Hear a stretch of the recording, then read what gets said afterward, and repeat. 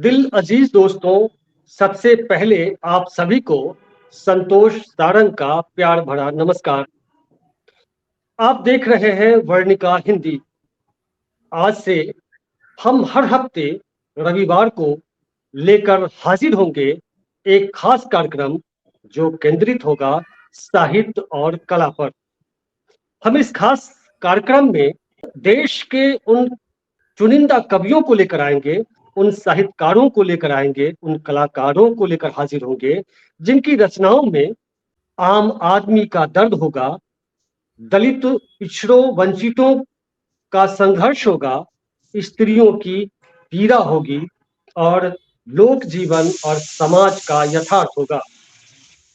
इस कड़ी में आज हम एक ऐसे कवि, प्रखर प्रख्यात कवि को लेकर हाजिर हैं जिनकी कविताएं उन यथार्थ से टकराती हैं, लोक जीवन, जनजीवन और समाज की उन बजबजाती हुई उन सड़ी गली व्यवस्थाओं से टकराती हैं। हमारे बीच है पंकज चौधरी। पंकज चौधरी जिनकी साहित्यिक यात्रा पर हम रोशनी डालेंगे और उस पर टिप्पणी के लिए हाजिर हैं मनोज मल्हार जी और अमृतांश इंदिवर। आगे हम इनका विस्तार से परिचय कराएंगे, लेकिन हम चाहते हैं कि इस बातचीत की शुरुआत पंकज चौधरी की एक कविता से करें। लेकिन उसके पहले एक उनकी जो उनका जो जीवन है, जो उनकी साहित्यिक यात्राएं हैं, उस पर एक रोशनी हम डालना चाहते हैं। पंकज चौधरी बिहार के सुपौल जिले के कर्णपुर गांव में पैदा हुए। 15 जुलाई 1976 को उनका वहां जन्म हुआ। उन्होंने प्रारंभिक शिक्षा दीक्षा गांव के स्कूलों में प्राप्त की। पटना विश्वविद्यालय से बीकॉम किया। उसके बाद इग्नू से हिंदी में एमए की शिक्षा पूरी की। इसी दौरान उनकी साहित्य में रुचि बढ़ी और फिर कविताएं लिखना उन्होंने शुरू कर दिया। अभी वे शोध कार्य कर रहे हैं बिहार विश्वविद्यालय से। अब तक दर्जनों कविताएं वे लिख चुके हैं और उनके 2 कविता संग्रह, उस देश की कथा और किस किस से लड़ोगे, ये 2 कविता संग्रह प्रकाशित हो चुके हैं। अभी हाल में किस किस से लड़ोगे कविता संग्रह काफी सुर्खियों में ये आया था और देश भर में काफी चर्चा हुई इस कविता संग्रह की। कई समीक्षकों ने, देश के कई आलोचकों ने, बड़े आलोचकों ने पंकज चौधरी की कविताओं पर अपनी समीक्षा लिखी और पंकज चौधरी साहित्य संसार में छा गए। आज पंकज चौधरी के बारे में और पंकज चौधरी से खुद हम बात करेंगे, उनकी कविताओं के बारे में, और मनोज मल्हार जी से जानेंगे उनकी कविताओं में जो कुछ विषय वस्तु जो आते रहे हैं, जो पीड़ा है, जो समाज का यथार्थ है, उसके बारे में। लेकिन शुरुआत जो हम करना चाहते हैं किस किस से लड़ोगे कविता संग्रह की एक कविता की कुछ पंक्तियों से। वैसे पंकज चौधरी की कविताएं अब तक अंग्रेजी, मराठी, गुजराती, मैथिली समेत कई भाषाओं में अनुदित हो चुकी हैं और उन्हें कई सम्मान भी मिल चुके हैं। अभी हाल में नई धारा रचना सम्मान उन्हें मिला है। इसके पहले विद्यापति पुरस्कार और फिर बिहार राष्ट्र भाषा परिषद का युवा साहित्यकार सम्मान मिल चुका है। किस किस से लड़ोगे कविता संग्रह में लगभग 5 दर्जन कविताएं हैं। उस संग्रह की पहली कविता ही आम पाठकों को, साहित्य प्रेमियों को गुदगुदाती हैं, उन्हें झकझोरती हैं। आइए उनकी चंद जो पंक्तियां हैं उसे आपके सामने हम पेश करते हैं। शीर्षक है, मैं हार नहीं मानूंगा तो तुम जीतोगे कैसे। मैं हार नहीं मानूंगा तो तुम जीतोगे कैसे। मैं रोऊंगा नहीं तो तुम हंसोगे कैसे। मैं दुखी दिखूंगा ही नहीं तो तुम सुख की अनुभूति करोगे कैसे। मैं ताली ही नहीं बजाऊंगा तो तुम ताल मिलाओगे कैसे। मैं अभिशप्त नायक ही सही, लेकिन तू तो खलनायक से भी कम नहीं। मैं खुददारी की प्रतिमूर्ति ही सही, लेकिन तू तो किसी पतित से कम नहीं। माना कि प्रकृति भी मेरे साथ नहीं, लेकिन प्रकृति भी तो सदैव तेरी दास नहीं। इस कविता संग्रह में जो समाज की जो बजबजाती हुई व्यवस्था है, जो वर्ण व्यवस्था है, जो जाति की व्यवस्था है, उस पर करारा चोट ये इनमें बहुत सारी कविताएं करती हैं, एक तरह से चाबुक चलाती हैं। पंकज चौधरी जी, सबसे पहले इस खास कार्यक्रम में आपका स्वागत है। और पहला बहुत सवाल बहुत यही कि जी, पहला सवाल ये कि आप इस दौर के एक ऐसे युवा कवि हैं जो उन विषयों को छूते हैं जिस पर अमूमन कवि लिखने से डरते हैं, क्योंकि जिस विषय को आप छूते हैं उस विषय को छूने के खतरे हैं और एक टैग लग जाता है कि यह कवि जातिवादी कवि है। आपकी कविताओं में सामाजिक न्याय की बातें उभरती हैं, अंबेडकर के विचार और दर्शन आते हैं, क्योंकि आपने 2 किताबों का संपादन भी किया है, अंबेडकर का न्याय दर्शन और पिछड़ा वर्ग। इन दोनों किताबों में जो विषय जो आए हैं वे उन वंचित समाज के से जुड़े हैं, अंबेडकर के विचारों से जुड़े हैं, दलित पिछड़ों का सवाल उभर कर आया है।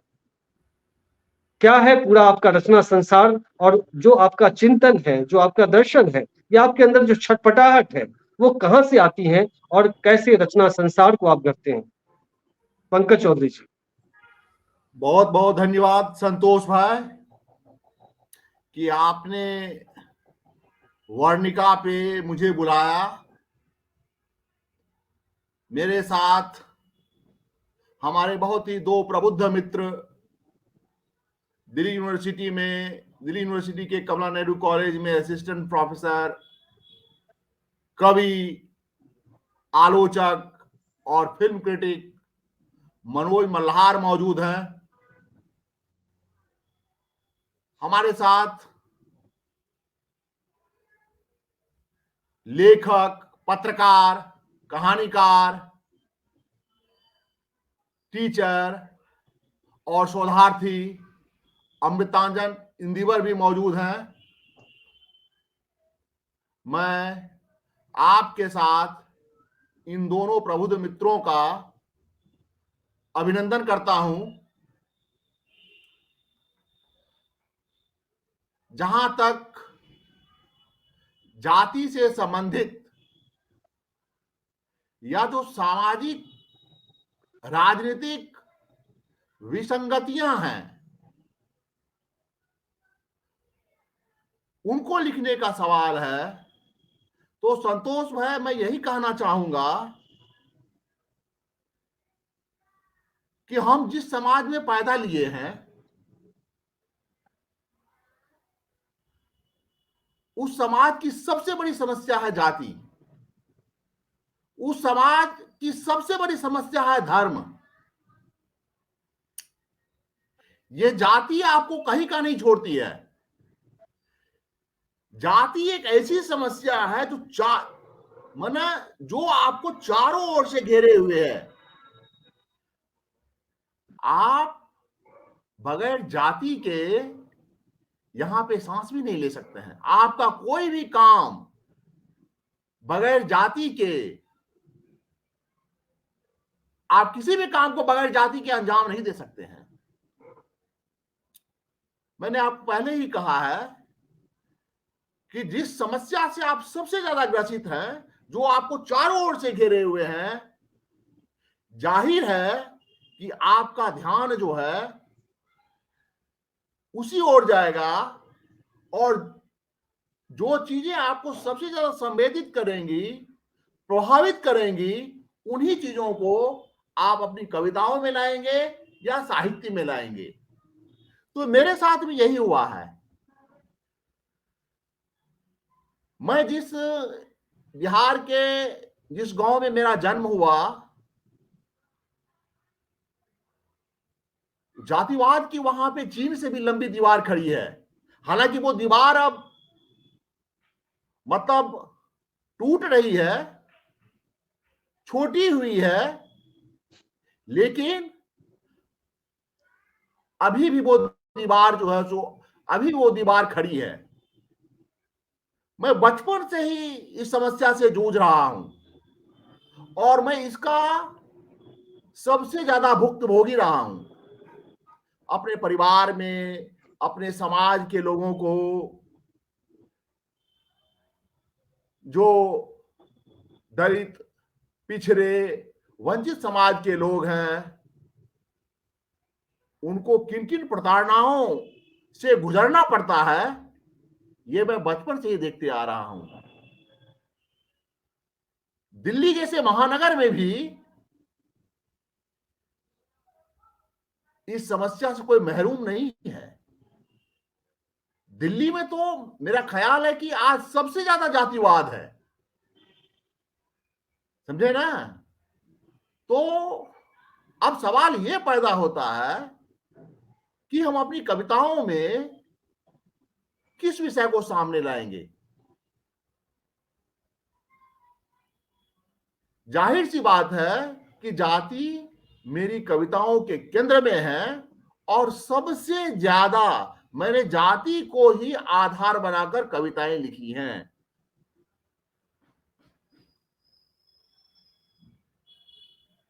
और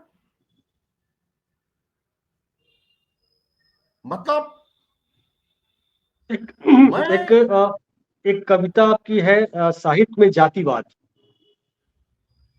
हाँ, तो जातिवाद पर तो आपने कविताएं लिखी, जाति के सवाल को आपने कविताओं का विषय बनाया, लेकिन साहित्य में जातिवाद, आप राजनीति में जातिवाद या जाति की जो व्यवस्था, वर्ण व्यवस्था है, उसका जो कुछ भी आपने झेला है, जो अनुभव आपको समाज से या आपके आसपास का जो पूरा संसार है उससे जो आपने अनुभव प्राप्त किए, वो कविताओं में प्रतिबिंबित हो रहा है। लेकिन साहित्य में जातिवाद के माध्यम से आप क्या कहना चाहते हैं? साहित्य में मतलब देखिए साहित्य में भी वही चीजें हैं जो समाज में है, जो राजनीति में है वही साहित्य में भी है। साहित्य समाज से तो कटा हुआ नहीं है ना। साहित्य में भी जो है सो समाज के ही लोग हैं, है ना। तो साहित्य में मतलब वो जाति नहीं आएगी, ये सवाल कहां पैदा होता है। साहित्य में तो मैं कहूंगा, देखिए मतलब तो यहाँ पे मेन स्ट्रीम का जो लिटरेचर है, मेन स्ट्रीम का जो साहित्य है हिंदी का, उसमें आप गौर करेंगे कि जाति की समस्या को इग्नोर कर दिया जाता है। उस पे यदि आप बोलेंगे, उसमें यदि आप लिखेंगे, तो आपका अघोषित रूप से बायकॉट होगा। मतलब यदि हिंदी में दलित लिटरेचर नहीं आता तो जाति की समस्या को कोई छूने वाला नहीं था। दलित लिटरेचर ने मतलब सबको प्रेरित किया कि जाति की समस्या को जो है, जाति जो है वो साहित्य में आना चाहिए। तो पंकज जी, हम फिर आपके पास हम फिर दोबारा आएंगे। मनोज मल्हार जी, आपका इस कार्यक्रम में बहुत बहुत स्वागत है। मनोज मल्हार जी कमला नेहरू कॉलेज दिल्ली में सहायक प्राध्यापक हैं, हिंदी पढ़ाते हैं और कविताएं लिखते हैं। देश की प्रतिष्ठित तमाम पत्र पत्रिकाओं में ये छपते रहे हैं और कविताएं लिखने के साथ साथ फिल्मों की समीक्षा करते हैं। और अभी छात्र राजनीति पर एक उपन्यास भी लिख रहे हैं। मनोज मल्हार जी भी बिहार के समस्तीपुर से आते हैं और कई वर्षों से दिल्ली में रहकर अध्यापन और लेखन का कार्य कर रहे हैं। मनोज मल्हार जी, आपने पंकज चौधरी की जो रचनाएं हैं, जो कविताएं हैं, उससे जरूर आप गुजरे होंगे। आखिर पंकज कवि को क्या जातिवाद का कवि कहें, प्रेम का कवि कहें, क्या है मतलब इनकी कविताओं में या इनके पूरे रचना संसार में कैसे देखते हैं कि कुछ कवि तो बनाए जाते हैं, बन जाते हैं, और कुछ कवि परिस्थितियों से टकराकर बनते हैं। पंकज चौधरी को आप इनकी रचनाओं को और इनके व्यक्तित्व और कृतित्व को कैसे आप मूल्यांकित करते हैं? सबसे पहले आपका बहुत बहुत शुक्रिया यहाँ पर अवसर देने के लिए और अपनी बात कहने के लिए। और ये निहायत बहुत ही खूबसूरत सवाल है आपका, क्योंकि आपने एक प्रेम शब्द का नाम लिया, प्रेम का। अम, हम सभी चाहते हैं कि समाज में प्रेम हो, मनुष्य के बीच में कोई भेदभाव ना हो, कोई बंधन किसी तरह का ना आए, ना आर्थिक बंधन आए, ना सामाजिक बंधन आए किसी तरह का। लेकिन हकीकत में ऐसा है नहीं। हम सभी जानते हैं, और जैसा कि पंकज भाई ने भी कहा और हम सबके अनुभव हैं, कि हमारा समाज जातिगत व्यवस्था में बटा हुआ है। जातिगत व्यवस्था बहुत बुरी तरह से हमारे व्यक्तित्व को दमित करती है। जैसा कि पंकज भाई ने जिक्र किया, ये हम डॉक्टर अंबेडकर की एग्जाम्पल देखेंगे। पानी पीने तक के लिए हमें समस्याएं होती हैं, छत के नीचे खड़े होने तक में प्रॉब्लम होती है, स्कूल में पढ़ने में प्रॉब्लम आती है। तो जातीय व्यवस्था एक हकीकत है जो प्रेम जैसे चीजों के सामने भयंकर बाधाएं पैदा करता है। तो मैं पंकज भाई का लंबे समय से साक्षी रहा हूँ। उनकी उनकी जो पहली कविता संग्रह थी, उस देश की कथा से लेकर अभी किस किस लड़ोगे तक। तो जहां तक मैं समझता हूँ, दो तीन बातें मैं जरूर पंकज भाई के बारे में कहना चाहूंगा। सबसे पहले ये कि वो बहुत कद्दावर और युवा कवि हैं। कद्दावर कवि से मेरा मतलब है कि वो किसी एक दायरे में सीमित उनके लिए करना मुश्किल है मेरे लिए। यद्यपि वो अपने आप को दलित पिछड़ा कवि कहते हैं, लेकिन मेरा मानना है कि वो कोई भी व्यवस्था, कोई भी विचारधारा जो न्याय और समानता में यकीन करती है, न्याय और समानता, पंकज भाई वहां पे गुरुतर फिट हो जाते हैं। चाहे वो मार्क्सिज्म हो, वो गांधीवाद हो, वो डॉक्टर अंबेडकर का दर्शन हो, कहीं पर भी।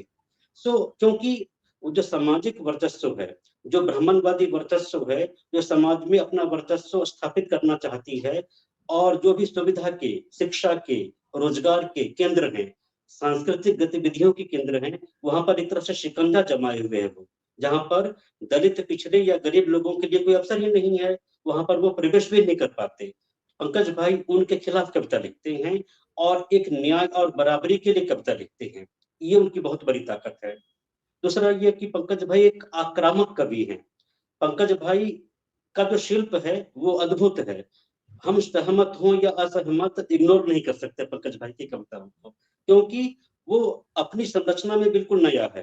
पंकज भाई की कविताएं, मैं इसलिए उनको बड़ा कवि मानता हूँ, क्योंकि वो जो हमारी कविता की धारा चली है पहले से, आजादी के बाद से अब तक, 90 के बाद व्हाटएवर, इनकी अपनी मौलिक धारा उन्होंने डेवलप की है। उन्होंने एक के बाद एक पहले मजबूत आधार विकसित किया कविताओं का, जातिवाद का, जाति सूचक शब्दों का या पदों का या सोपान क्रम का, वर्चस्व का, हर चीज का, और फिर अंत में अपनी बात कहते हैं वो, जो कि बहुत आक्रामक और मारक होती है। आप भले ही उनसे सहमत ना हो, बट उन तथ्यों को इनकार नहीं कर सकते कि पंकज भाई की कविताओं में जो तथ्य आते हैं, जो जातिवाद का स्वरूप आता है, उसको कोई भी इनकार नहीं कर सकता। एक उनकी ये बड़ी ताकत है। तीसरा ये कि एक कवि के रूप में पंकज जी एक ही शिल्प या एक ही बात तक सीमित नहीं है, वो लगातार कुछ नया पे नया शिल्प लाते रहते हैं। हम जानते हैं कि वही कविता बहुत लंबी दूरी तक जा सकती है जो शिल्प के रूप में मजबूत हो। और पंकज भाई की ये ताकत है कि वो कविताओं में नयापन लाते रहते हैं, नए शिल्प को लाते रहते हैं। जैसे आपने मेरी बहुत पसंदीदा कविता सुनाई कि मैं हारूंगा ही नहीं तो तुम जीतोगे कैसे। ये पंक्ति मैंने बार बार बहुत जगह पर कोट की है। उनकी एक और कविता है नए पत्ते। आप देखोगे ये कवि नए पत्ते का जिक्र करते हुए कि कैसे धीरे धीरे एक पेड़ में नया पत्ता आता है, उसका रंग बिल्कुल कोमल और मुलायम हल्का हरापन लिए है, धीरे धीरे वो सघन हरापन में बदल जाएगा, फिर मुकम्मल पत्ता बन जाएगा। परिवर्तन का अपना क्रम है और हमें परिवर्तन की जल्दीबाजी से बचना चाहिए, उस कविता का जो सार है। यानी पंकज भाई धीरे धीरे एक कवि के रूप में अपने शिल्प को, भाव के, विचार को बदलते रहे हैं, और नित नए वो एक कवि के रूप में काफी विशिष्ट और काफी खास हो रहे हैं, जो मेरे लिए काफी महत्वपूर्ण है। इसीलिए उनकी कविताएं बहुत पसंद आती है। उनकी कविताओं में निरंतर नयापन है, आक्रामकता है, चोट है, और सबसे बड़ी चीज जो मैं मानता हूँ वो ये कि जो सामाजिक वर्चस्व है, उस सामाजिक वर्चस्व को चुनौती देने का साहस है। ये चुनौती देने का साहस बहुत कम लोगों में होता है। हमारे बहुत सारे और कवि मित्र हैं, लेकिन उनके यहाँ पे साहस का अभाव है। पंकज भाई में वो साहस है। वो साहस मैंने उनकी कविताओं में भी देखा है, या मंडी हाउस में हम बैठते हैं तो हमारे सामने कोई अगर ऐसा व्यक्ति जो जाति प्रथा का सपोर्ट कर रहा है, उनसे भिड़ते हुए देखा है, उनसे आक्रामक बहसें करते हुए देखा है। एक अनकम्प्रोमाइजिंग स्टैंड है पंकज भाई का वर्चस्व के सवाल पे, जातिगत वर्चस्व के सवाल पे, सामाजिक न्याय के सवाल पे या प्रेम के सवाल पे। और इसीलिए मैं उनको पसंद भी करता हूँ, उनकी कविताओं का पाठक रहा हूँ, और मैं दिल से चाहता हूँ कि ये कवि के रूप में निरंतर प्रोग्रेस करते रहें, समाज को दिशा दें, समाज के ताकतों को एक गतिशीलता दें, वो कविताएं दें जिसके द्वारा समाज का परिवर्तन संभव हो, प्रेम और न्याय संभव हो, समानता संभव हो। जी, अमृतांजन जिंजीवर जी का परिचय पंकज जी ने ही करा दिया है। वैसे अमृतांजन जिंजीवर पंकज चौधरी जी के साथ पीएचडी कर रहे हैं। दोनों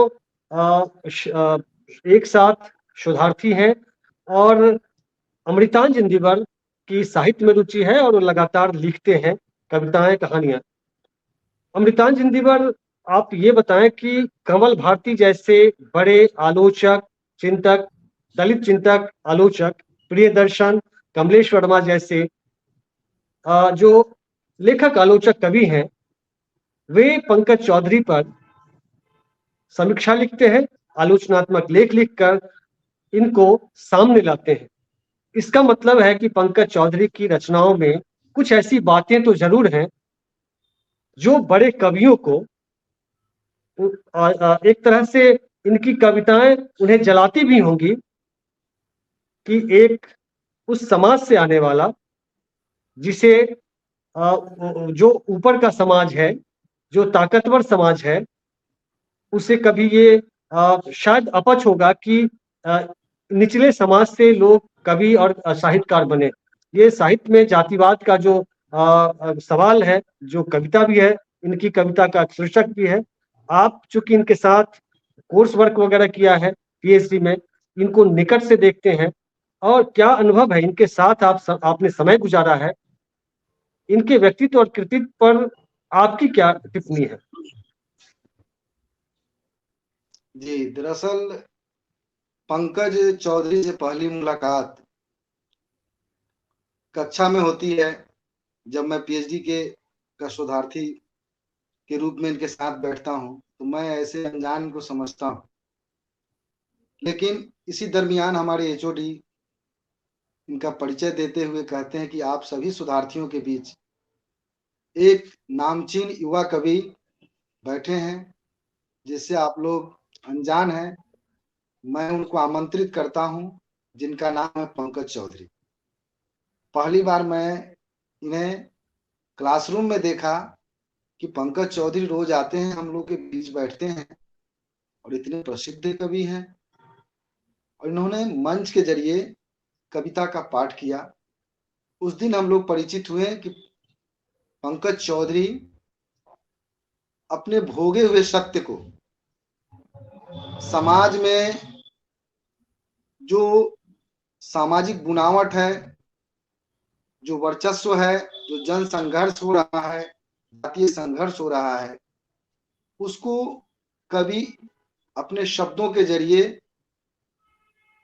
आवाज देने में लगा। तो यह जानकर हम सब लोगों के लिए बहुत ही खुशी की बात हुई। पंकज भाई से परिचित हुआ। खुद हमारे एचओडी ने प्रशंसा करते हुए कहा कि ये पहले युवा कवि हैं जिन्होंने सच बोलने की हिम्मत जुटाई। तालियों की गड़गड़ाहट से इनका स्वागत हुआ। दूसरा कि मुझे लगता है कि अभी तक मैंने जितनी भी रचनाएं पढ़ी, वो किसी न किसी वाद से वो ग्रस्त होते हैं, कभी किसी न किसी वाद से प्रभावित होते हैं। यहाँ पंकज चौधरी की जो कविताएं हैं, पूरी नवीनता ली हुई है, सच्चाई को प्रकट करने में कहीं से भी डरती नहीं है, पूरी निर्भीकता के साथ समाज की जो यथार्थता है पूरी जीवटता से रख देती है। इनकी कविता वास्तव में आज समाज के लिए आईना है, जबकि एक तरफ एक दौर यह भी चल रहा है कि सच्चाई को हम उजागर करना नहीं चाहते, डरते हैं। कहीं ना कहीं से डर हमें लिखने के लिए रोकता है, जबकि पंकज चौधरी निर्भीक होकर कविताओं को शब्द देते हैं और वह शब्द आम आदमी का दर्द लेकर आता है, उसके संघर्षों को लेकर आता है और समाज में वो फैल जाता है। कई आलोचकों ने इनकी बड़ी प्रशंसा की है, मैंने पढ़ा है। मैंने इनकी कुछ पंक्तियों को पढ़कर बहुत यानी भोगे हुए सत्य को मैंने महसूस किया।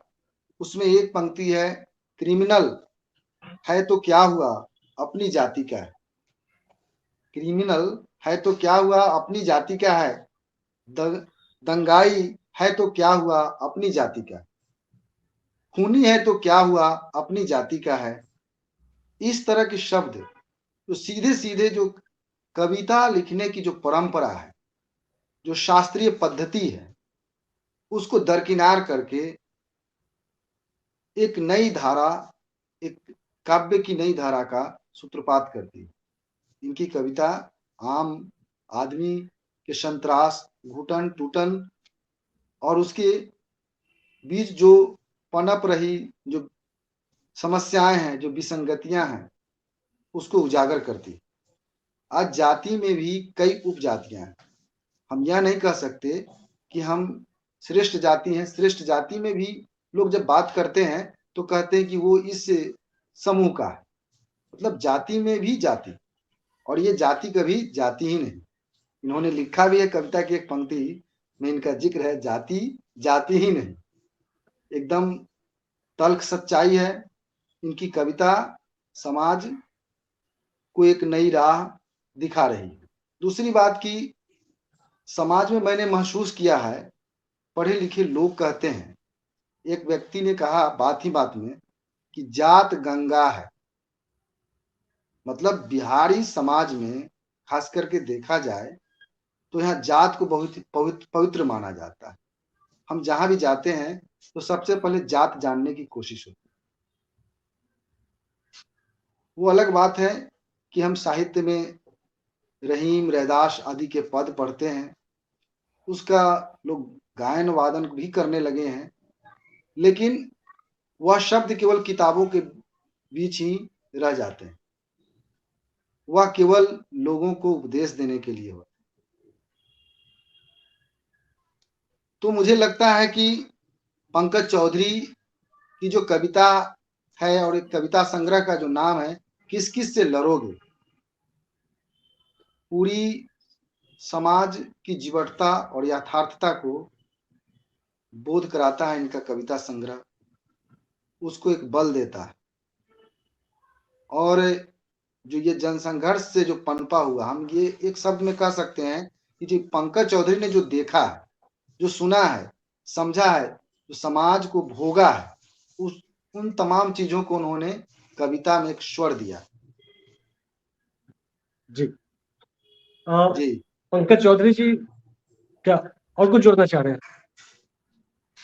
अमृतांश जी, और क्या जोड़ना है? मुझे लगता है कि पंकज भाई को एक क्या कहा जाए, शोधार्थी मैं भी हूं और वे भी हैं। इस नाते मैं इनको बहुत बहुत धन्यवाद देता हूं कि इस तरह की रचनाएं इनकी आती रहे और समाज को नई राह दिखाती रहे। सही जी, सही, बिल्कुल बिल्कुल बिल्कुल। चलिए पंकज जी, आप अपनी कविताओं की कुछ पंक्तियां हमारे दर्शकों को सुनाइए। हाँ, सुनाएंगे।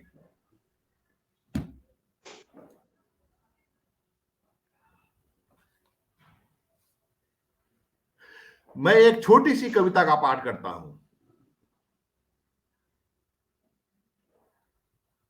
ये किस किस से लड़ोगे जो मेरा संग्रह है, उसके बैक पेज की ये कविता है। साहित्य में आरक्षण, अखबार के भी वही संपादक बनते हैं, गोष्ठियों की भी वही अध्यक्षता करते हैं, चैनलों पर भी वही बोलते हैं, प्रधानमंत्री के भी शिष्टमंडल में वही विदेशी दौरा करते हैं, लाखों के भी पुरस्कार वही बटोरते हैं, वाचिक परंपरा के भी वही लीजेंड कहलाते हैं, महान पत्रकार, महान संपादक, महान आलोचक, महान कवि, महान लेखक भी वही कहलाते हैं, और साहित्य में आरक्षण नहीं होता, ये भी वही बोलते हैं। चलिए, बहुत बहुत धन्यवाद। अंतिम सवाल के साथ हम इस एपिसोड को खत्म करेंगे। मनोज मल्हार साहब, अंतिम सवाल आपसे ये है कि बहुत ऐसे बेहतरीन कवि या लेखक अपनी जिंदगी में बेहतरीन रचनाएं रचकर चले जाते हैं, लेकिन साहित्य बिरादरी में उनकी चर्चा नहीं होती है। बिहार में एक उपन्यासकार हैं रामधारी सिंह दिवाकर, 7-8 उपन्यास लिख चुके हैं। उन्हें कई पुरस्कार भी मिले हैं और मैंने उन पर शोध कार्य किया है। मधुकर सिंह हैं, इस तरह से कई जो मैंने 1-2 उदाहरण दिए हैं। देश में ऐसे जो बहुजन समाज से आने वाले, दलित पिछड़े समाज से आने वाले जो लेखक हैं, कवि हैं, पत्रकार हैं, कलाकार हैं, रचनाकार हैं, उन्हें न मीडिया नोटिस करता है, न साहित्य बिरादरी नोटिस करता है, और अंततः उनकी रचनाएं दबी रह जाती हैं, उनका कृतित्व और व्यक्तित्व कहीं मिट्टी में मिल जाता है। और जो अभी साहित्य अकादमी का पुरस्कार मिला है, या अब तक का जो जितने लोगों को पुरस्कार दिए गए हैं, उसमें भी दिखता है कि जाति में ये इसमें साहित्य में जो आरक्षण की बात पंकज जी ने कही है, वे अघोषित आरक्षण वहाँ कुछ खास जातियों के लिए है। क्या आप देखते हैं कि मीडिया हो या साहित्य बिरादरी हो, बेहतरीन रचनाकार को भी क्यों नहीं महत्व दे पाता है? क्या वजह है?